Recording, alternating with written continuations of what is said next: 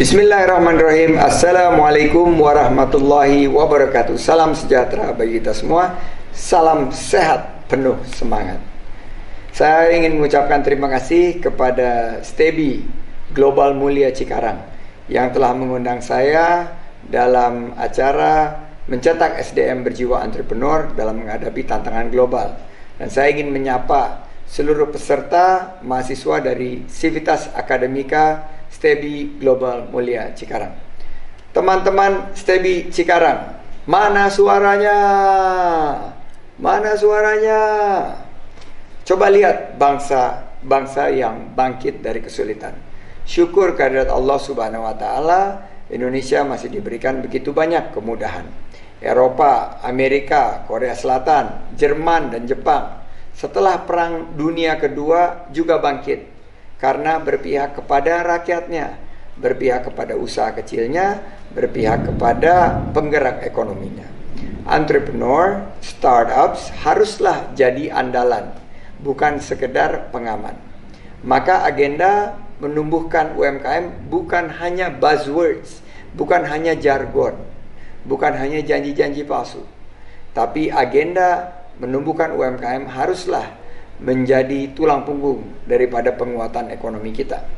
Saatnya sudah menjadi prioritas bahwa now is the era of the emerging new startup and SMEs. Jadi sekarang eranya bahwa kita harus melihat kepada perusahaan rintisan dan perusahaan UMKM. Apalagi Indonesia populasi online-nya nomor 6 terbesar di dunia. Populasi pemudanya lebih dahsyat lagi. Muda online potensi produktif gede banget. Nah, lebih dari 60% sudah tersambung ke internet. Sebagian besar lewat smartphone, lewat HP. Pasar e-commerce kita terbesar se-ASEAN 21 miliar dolar. 21 miliar dolar. Terbesar di ASEAN dan terus bertumbuh. Namun kalau kita lihat, coba saya tanya kepada para mahasiswa, e-commerce yang sekarang ada di Indonesia, produk-produknya didominasi oleh produk buatan negara mana? Ayo, negara mana? Tebak. Betul sekali, China, Tiongkok, dan barang-barang luar negeri. Sudah saatnya kita menjadi tuan rumah di negeri sendiri, berdiri di atas kaki sendiri. Bagaimana kita mandiri secara ekonomi? UMKM Indonesia harus makin berdaya dengan digitalisasi. Digitalisasi akan boost ekonomi kita menuju 120 miliar dolar output ekonominya di tahun 2025. Indonesia masih butuh 5-10 juta wirausaha baru. Cetak lapangan kerja seluas-luasnya. Plus, saya yakin 10% aja UMKM yang bisa kita dorong naik kelas, luar biasa dampaknya. Ingin naik kelas, harus kerja 4As. Kerja keras, kerja cerdas, kerja tuntas, dan kerja ikhlas. UMKM Indonesia makin berdaya dengan digitalisasi. UMKM Indonesia akan semakin menopang ekonomi kita melaju di atas 6%. Salah satu riset tentang milenial, ternyata 55% dari generasi muda ingin punya bisnis sendiri, ingin mandiri, ingin berdikari. Nyatanya, starting up a business is not only about timing. It's about you. Yes, it's about you. You can do it. Langkah pertama adalah ubah mindset kita. 4 mindset atau pola pikir entrepreneur itu adalah 1, opportunity seeker. Carilah peluang. Saya menjadi pengusaha karena di PHK. Di tahun 97 saya kehilangan pekerjaan. Saya mencari peluang. Peluangnya ada di bidang mana? Pada saat itu adalah di bidang keuangan dan merestrukturisasi permodalan dari usaha-usaha yang tertimpa krisis. Hari ini apa peluangnya? Ya, peluangnya berbeda dengan tahun 97. Hari ini peluangnya ada di bidang kesehatan, ada di bidang digital, ada di bidang makanan, ada di bidang pangan, dan di beberapa bidang-bidang pemenang lainnya. Kedua, risk taker. Ambil resiko, berani untuk memulai.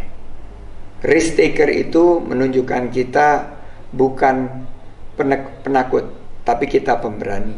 Kita berani mengambil satu inisiatif yang akhirnya menunjukkan bahwa kita percaya dengan diri kita sendiri sebagai yang akan menghadirkan solusi bagi permasalahan yang kita hadapi dan negara ini hadapi.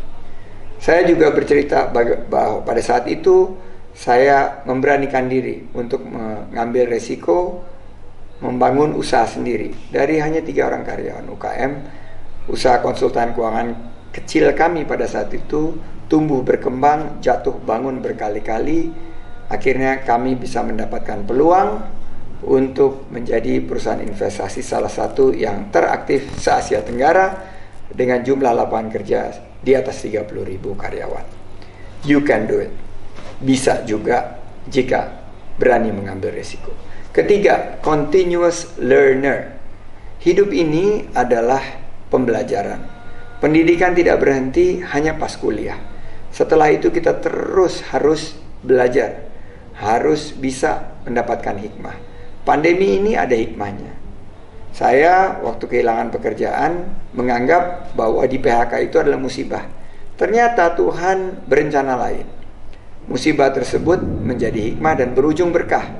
Akhirnya usaha saya sekarang bisa membawa satu kesempatan untuk menjadi salah satu perusahaan yang sudah go public di Bursa Efek Indonesia. Terakhir, action driver. Take action. Jangan menunggu. Bersikaplah menjadi proaktif. Masa depan adalah milik orang-orang yang menjemput bola, yang menjemput rezeki. Merekalah yang menghasilkan satu terobosan untuk mengukir masa depan mereka, membingkai reputasi, mengukir prestasi. Sukses untuk kita semua. Salam dari Jakarta Selatan. Wabillahi taufik wal hidayah. Wassalamualaikum warahmatullahi wabarakatuh.